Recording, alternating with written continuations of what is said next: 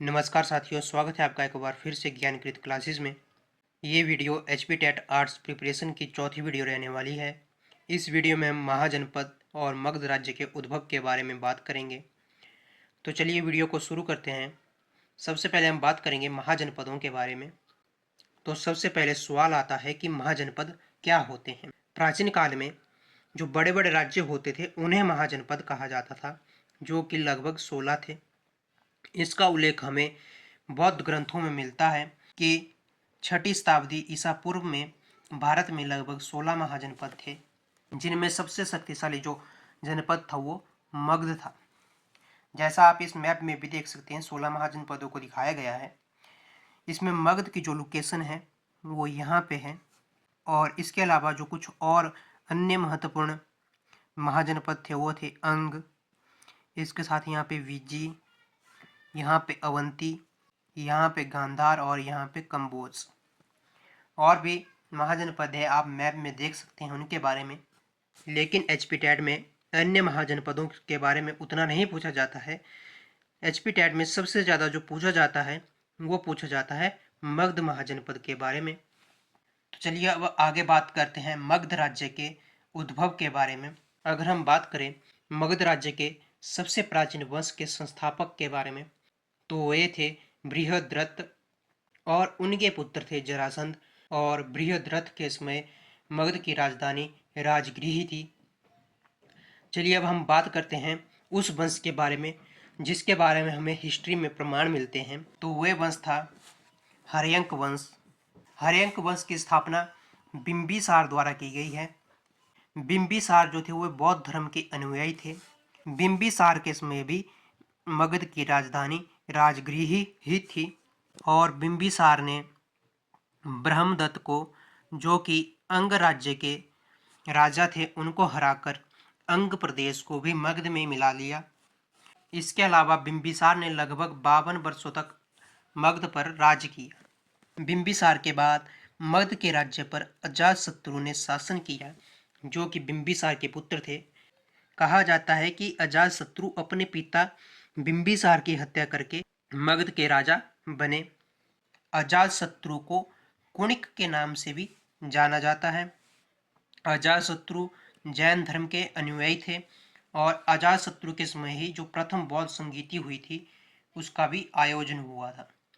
अजातशत्रु ने मगध के राज्य पर लगभग 32 वर्षों तक राज किया, और उसके बाद मगध के राज्य पर अजातशत्रु के पुत्र उदयन ने शासन किया। उदयन के बारे में भी यही कहा जाता है कि उदयन ने अपने पिता की हत्या करके मगध पर राज किया। उदयन ने पाटलिपुत्र, जिसे आज पटना के नाम से जाना जाता है, उस शहर की स्थापना की, और बाद में पाटलिपुत्र को मगध की राजधानी भी बनाया। उदयन भी जैन धर्म के अनुयायी थे। अब हम बात करते हैं कि हर्यंक वंश का अंतिम शासक कौन था। तो हर्यंक वंश का अंतिम जो शासक था वो था नागदशक, जो कि उदयन का पुत्र था। और इस वंश को पितृहंता वंश भी कहा जाता है, यानी हर्यंक वंश जो है उसे पितृहंता वंश भी कहा जाता है, क्योंकि इस वंश के जो शासक थे वे अपने पिता की हत्या करके ही शासक बने, इसलिए इसे पितृहंता वंश भी कहा जाता है। चलिए अब आगे जानते हैं कि हर्यंक वंश के बाद किस वंश ने मगध पर राज किया। हर्यंक वंश के बाद मगध पर शिशुनाग वंश ने शासन किया।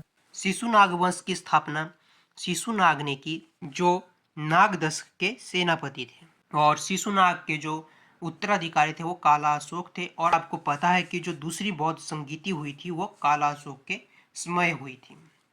इसके बाद हम आगे बात करते हैं नंद वंश के बारे में। नंद वंश की जो स्थापना है वह महापद्मनंद ने की है। महापद्मनंद का एक उपनाम है जो है उग्रसेन। उग्रसेन इन्हें इसलिए कहा जाता था क्योंकि ये बहुत ही शक्तिशाली शासक थे और इनके पास बहुत बड़ी सेना भी थी। नंद वंश के जो अंतिम शासक हुए वे घनानंद थे। घनानंद सिकंदर के समकालीन थे। नंद वंश के जो अंतिम शासक घनानंद थे उन्हें चंद्रगुप्त मौर्य ने युद्ध में पराजित किया और उसके बाद मौर्य वंश की स्थापना की। चलिए अब आगे हम बात करते हैं सिकंदर के बारे में। सिकंदर का जन्म 356 ईसा पूर्व में मैसेडोनिया में हुआ। सिकंदर के गुरु अरस्तु थे, या ऐसा कह सकते हैं कि अरस्तु के शिष्य सिकंदर थे। अब बात करें कि सिकंदर ने भारत पर आक्रमण कब किया, तो सिकंदर ने भारत पर आक्रमण 326 ईसा पूर्व में किया और सिकंदर को पंजाब के राजा पोरस के साथ युद्ध करना पड़ा। यह युद्ध झेलम नदी के किनारे हुआ, इसलिए इस युद्ध को झेलम का युद्ध भी कहा जाता है। इसके बाद सिकंदर कुछ समय तक ब्यास नदी के तट पर रहते हैं, लेकिन वहां पर सिकंदर की सेना आगे बढ़ने से इनकार कर देती है और ब्यास नदी के तट से सिकंदर वापस लौट जाते हैं 325 ईसा पूर्व में। और 323 ईसा पूर्व में भारत से लौटते समय सिकंदर की मौत हो जाती है बेबीलोन में। इसके अलावा एक बात जो ध्यान में रखनी है वो रखनी है कि सिकंदर का सेनापति सेल्यूकस निकेटर था। सेल्यूकस का मौर्य काल में भी महत्वपूर्ण योगदान रहता है, क्योंकि सिकंदर के बाद सेल्यूकस ही मैसेडोनिया के राजा बनते हैं। इस वीडियो में इतना है। अब हम देखते हैं कि इस टॉपिक से रिलेटेड एचपी टेट में कौन कौन से क्वेश्चन पूछे जा चुके हैं। तो पहला क्वेश्चन इस प्रकार था कि सिकंदर के सेनापति का क्या नाम है। जैसा मैंने आपको अभी बताया कि सिकंदर का जो सेनापति था उसका नाम सेल्यूकस निकेटर था। उसके बाद पूछा गया था कि सिकंदर का जन्म कहाँ हुआ। सिकंदर का जन्म आपको पता है कि मैसेडोनिया में हुआ। उसके बाद पूछा गया था कि पहली बौद्ध संगीति कहाँ हुई, तो आपको पता है कि अजातशत्रु के समय राजगृह में हुई। उसके बाद पूछा गया था कि बिंबिसार का उत्तराधिकारी है, तो बिंबिसार का उत्तराधिकारी है अजातशत्रु। तो इस तरह के और क्वेश्चन है जो इस टॉपिक से रिलेटेड पहले पूछे जा चुके हैं। इस वीडियो में इतना ही। अगर इस वीडियो से आपको कुछ सीखने को मिला है तो चैनल को सब्सक्राइब करें, वीडियो को लाइक करें। मिलते हैं अगले वीडियो में, तब तक के लिए सीखते रहिए, पढ़ते रहिए। जय हिंद, जय भारत।